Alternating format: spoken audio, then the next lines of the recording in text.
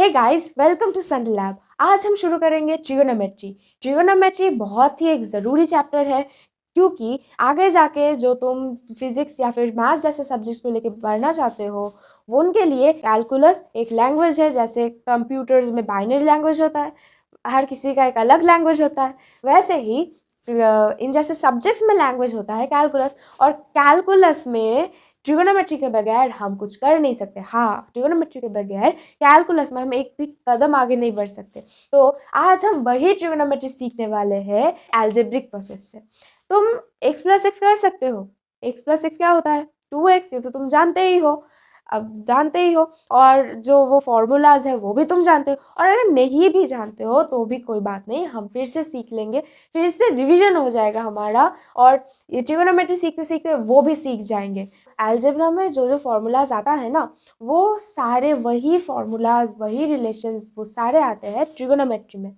और इसी के वजह से ट्रिगोनोमेट्री अलजेब्रा की वजह से बहुत ही आसान हो जाता है। अलजेब्रा में जैसे एक्स वाई जेड वो वेरिएबल जैसे बिहेव करते हैं ना, वही सेम तरीके से बिहेव करते हैं ट्रिगोनोमेट्रिक रेशियोज। रेशियोज क्या है? Sign theta, cos theta, tan theta, cosec theta. ये जो 6 रेशियोज है, ये जो 6 टर्म्स है, इन्हें कहते हैं ट्रिगोनोमेट्रिक रेशियोज। हम जानेंगे आगे जाके, बहुत ही गहराई से अच्छे से जानेंगे कि क्यों है ट्रिगोनोमेट्रिक रेशियोज। तो ये जो 6 टर्म्स है, ये 6 टर्म्स भी अलजेब्रिक वेरिएबल्स की तरह ही बिहेव करता है।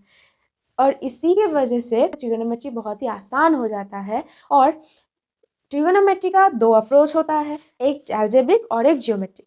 हम शुरू तो कर रहे हैं अलजेब्रिक से, क्योंकि आगे जाके जियोमेट्रिक जो अप्रोच है ना, वो भी आगे जाके करना होगा अलजेब्रिक प्रोसेस से। तो क्यों ना हम पहले से ही अलजेब्रिक से शुरू कर दे, ताकि हम अलजेब्रिक जो प्रोसेस है उससे यूज टू हो जाए। कैलकुलेशंस जो है वो हम पहले ही कर चुके होंगे, हमें पूरा जो समझ आ रहा होगा कि ये क्या क्या है, ये जो टर्म्स है ये क्या है असल में, तो वो आसान हो जाएगा। तो चलिए शुरू करते हैं ट्रिगोनोमेट्री अलजेब्रा से। x प्लस एक्स क्या होता है? 2x। 3x प्लस 2x क्या होता है? 5x। तो फिर हम चलिए देखते हैं ये वाला चीज अलजेब्रा का, ये चीज ट्रिगोनोमेट्री में कैसे आता है। ये algebra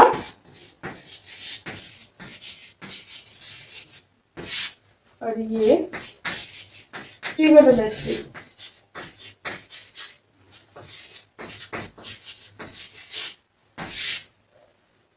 sign theta plus sine theta equals to 2 sine theta.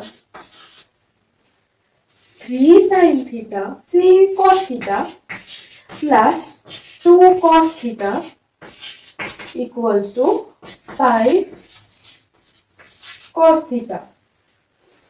अच्छा, तो फिर इधर साइन थीटा, ये थीटा क्या है?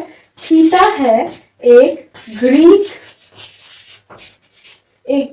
लेटर।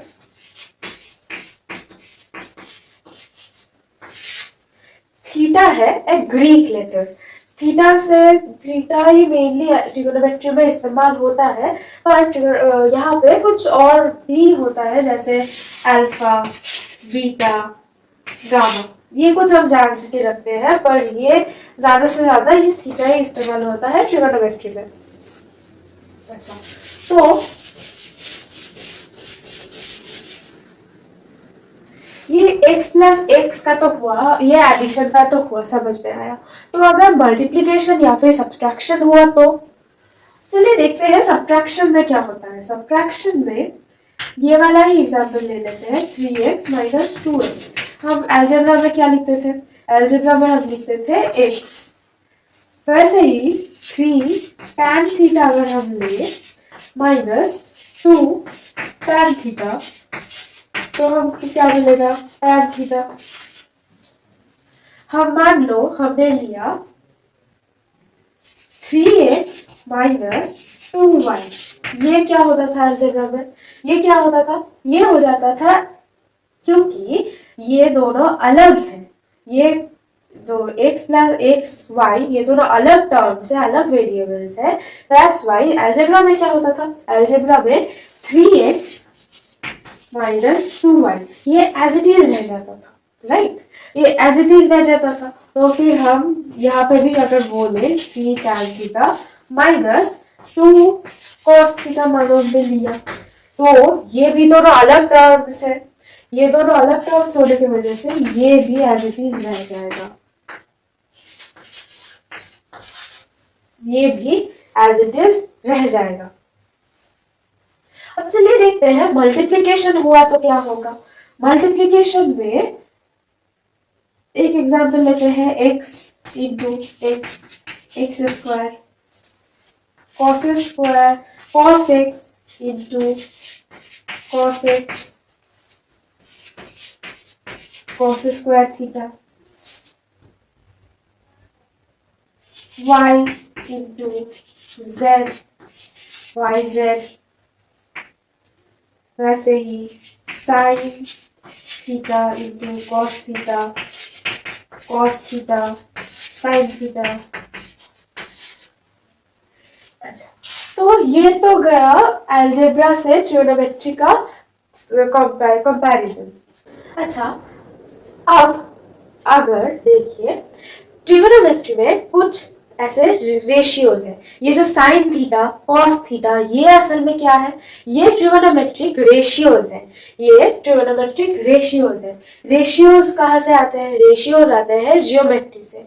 जियोमेट्री का कॉन्सेप्ट हम जानेंगे, पहले हम अलजेब्रा से शुरू करते हैं, उसके बाद हम ज्योमेट्री पे भी आएंगे, बाद में आने वाले क्लासेस में हम ज्योमेट्री पे भी जानेंगे कि ज्योमेट्री ये साइन थीटा कॉस थीटा का जो रेशियो है, ये ratio sine theta cos theta ही क्यों हुआ, और साइन थीटा कॉस थीटा अगर हुआ भी तो कैसे आया वो हम आने वाले क्लासेस में जानेंगे। अब देखते हैं कि ये साइन थीटा कॉस थीटा असल में कितने सारे ऐसे बंदे हैं, देखते हैं। Sine theta cos theta tan theta cosec theta sec theta और कॉट थीटा, ऐसे 6 ट्रिगोनोमेट्रिक रेशियोज है, ऐसे 6 ट्रिगोनोमेट्रिक रेशियोज है। ये साइन थीटा का पूरा नाम, साइन थीटा भी ये सिर्फ ये इतना तक नहीं है, साइन थीटा का पूरा नाम होता है साइन, ये थीटा अगर हम ना लिखे तो ये sine theta, cosine theta, tangent theta, cosecant theta, second theta और कोटेंजेंट थीटा। हम हमारी सुविधा के लिए हम साइन थीटा ऐसे ये पूरा नाम नहीं लिखते, हम साइन थीटा लिखते हैं। अब इन ट्रिगोनोमेट्रिक जो 6 रेशियोज है, इन 6 रेशियोज का आपस में एक रिलेशन भी है। वो रिलेशन क्या है, वो रिलेशन है कि साइन थीटा के साथ ये सारे रेशियोज आपस में जुड़े हुए हैं, 3 फॉर्मूलाज और कुछ रिलेशंस के थ्रू। कैसे, sine theta equals to 1 by cosec theta, cos theta equals to 1 by sec theta, tan theta equals to 1 by cot theta, tan theta equals to sin theta by cos theta। यहाँ पे tan theta का 2 आता है, tan theta का 2 आता है कि tan theta equals to 1 by cot theta और tan theta equals to sine theta और कॉस थीटा। ये tan थीटा इन तीनों से, साइन थीटा कॉस थीटा और tan कॉट थीटा, इन तीनों रेशियोज के साथ tan थीटा जुड़ा हुआ है। ठीक वैसे ही कॉट थीटा भी तीनों रेशियोज के साथ जुड़ा हुआ है, साइन थीटा कॉस थीटा और tan थीटा के साथ। कैसे, अगर हमने ये लिखा है कि tan theta equals to 1 by cot theta, तो tan थीटा हम cos थीटा हम क्या लिख सकते हैं 1/tan थीटा। और अगर cos theta equals to 1/tan theta है तो अगर tan theta equals to sin theta by cos theta भी है तो cos theta equals to cos by sin हुआ, क्योंकि ये 1/tan है और 1/tan मतलब 1/sin theta by cos theta. और तो फिर ये हो गया ना कि cos theta by sin theta. ये हमारे टोटल रिलेशंस है और इन रिलेशंस के साथ साथ हमारे पास ऐसे 3 और मेन फॉर्मूलाज है।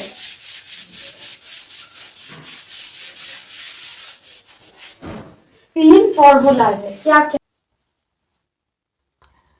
Sign square theta plus cos square theta equals to 1,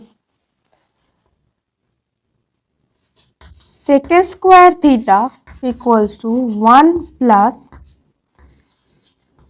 tan square theta और cosec square theta equals to 1 plus cot square theta.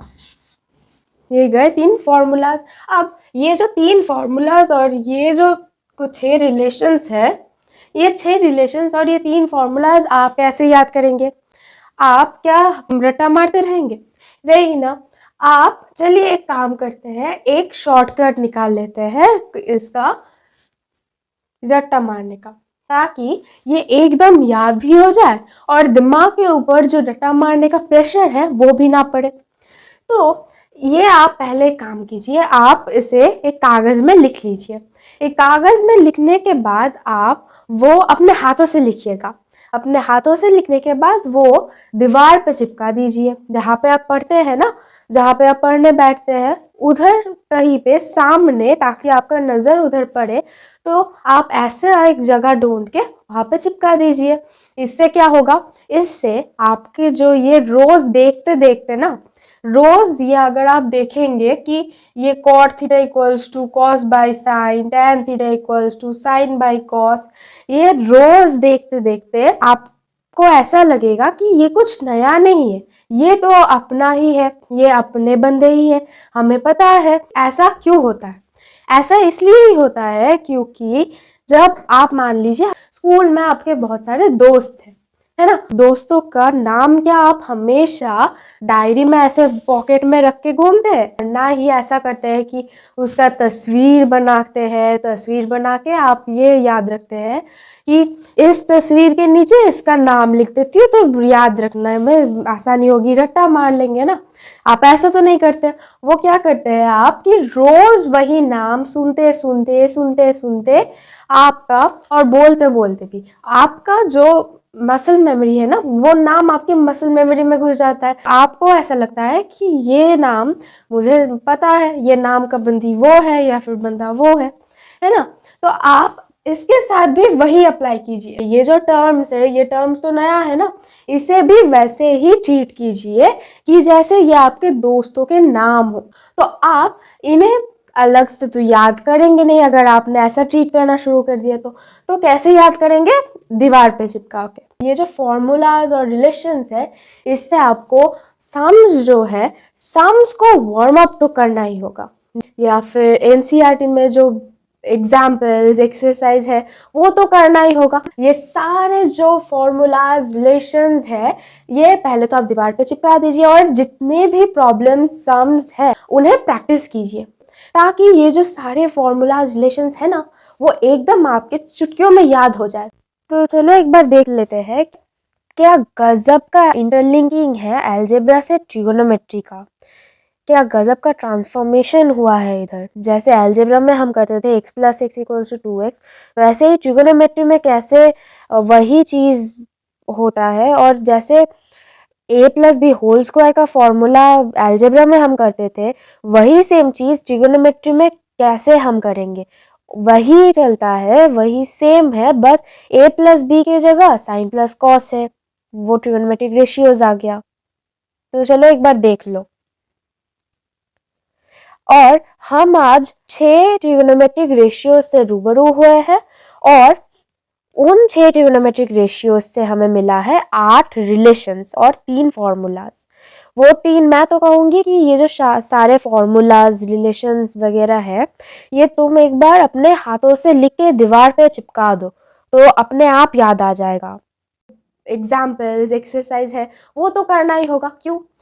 एक एग्जाम्पल लेते हैं, फुटबॉल आप खेलने जा रहे हैं तो आप क्या पहले दिन ऐसे ही करते हैं कि एक बार फुटबॉल पे लात मार दिया, वो गोल पे गया या नहीं वो तो भगवान ही जाने, और एक बार लात मार दिया, फुटबॉल सीख गया, घर जाके सो जाओ, ऐसा तो नहीं करते ना।